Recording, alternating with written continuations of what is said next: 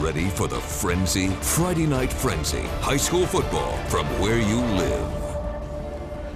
All right, welcome to this evening's edition of the Friday Night Frenzy. I am Mike Clough of Sports Team 18. This guy had some hot chocolate. I had a hamburger and some popcorn, that's for sure. I'm Ross Bolin. We have a lot to get to on tonight's edition of the Friday Night Frenzy. We kick things off with a Class 1A semi-state high school football matchup at Central Catholic, where the Knights have been hosting Sheridan. CC would get the ball first in this one, but the Knights would go 3 and out on their opening drive. The Knights defense made plays all night long. Jacob Matson comes up with the big hit right here, and Sheridan goes 3 and out on their first drive. On Sheridan's second drive, the Blackhawks go for it on 4th down. The officials would call for the chains, and Mike, that's short. That would be short.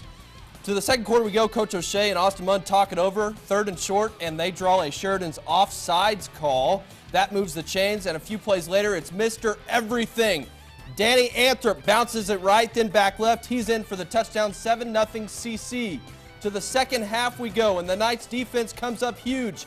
This kid follows me on Twitter, and he is good. Mike Roseborough causes the fumble, and Matt Burks recovers. CC back in business, and Anthrop has the Knights rolling. A big gain on the ground. Let's remind you, he's the only Mr. Football candidate left in the tournament, Mike, and he deserves some votes. I'm going to be his campaign manager, that's for sure, the rest of the way. A few plays later, Austin Munn sneaks in for the touchdown, 14-0 CC at that point. The Knights going to win by a final score of 17-0, and will play in next Friday's Class 1A state championship game at Lucas Oil Stadium. I agree with you on Danny. As for West Lafayette, the Red Devils have been visiting South Bend St. Joseph's in a Class 3A semi-state contest. End of the second quarter, Nick Garmola, the pass to Collins, hockey hoop, pulls off the hook and ladder. Pat Klima scores, and it's 14-0 South Bend, a halftime score. Third quarter, Sean Bush trying to rally the Red Devils. He finds Adam Fulta. Fulta has been fantastic in this postseason, but unfortunately that drive would be stopped. Then West Lafayette's defense, another player having a huge postseason, is Ben Waters. And Waters, he's a money player. He sure is. Interception right there. So the Red Devils get the ball on offense, and it is Bush connecting with, it is not Bush connecting with Ben Thomas. That's a halfback pass.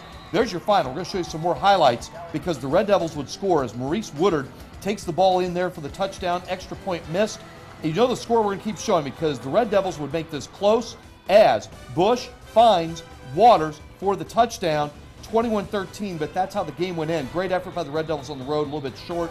21-13, St. Joseph wins. Congrats to the Red Devils on a fantastic season. All right, more a little bit on Central Catholic. Purdue men's basketball taking on Temple in Puerto Rico Friday afternoon. First half, the three-pointer by DJ Bird for the Boilers. That gives Purdue a 32-24 lead. Bird finished with 12 points. Second half, Lewis Jackson fighting through traffic, the bucket, so the Boilermakers up 7-57-50. The Owls come back to tie the game, but the story of this game was Lou Jack. Watch him bring the ball up, then he's going to cross over, go down the lane, the bucket and the foul. Jackson, a career-high 26 points. And then, Ross, tell me if this reminds you of Dirk Nowitzki, the Dallas Mavericks superstar. Robbie Hummel, the post-up and the pretty fadeaway jumper. Pretty. Oh, he had 20. Boilers win 85-77.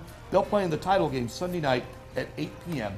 Eastern Time. Okay, plenty more to come on the Friday Night Frenzy. We'll go back to the hardwood this time for girls basketball highlights, including a semifinal matchup at the Girls J&C Hoops Classic between the Lady Mavericks of McCutcheon and the Benton Central Lady Bison. We will be right back.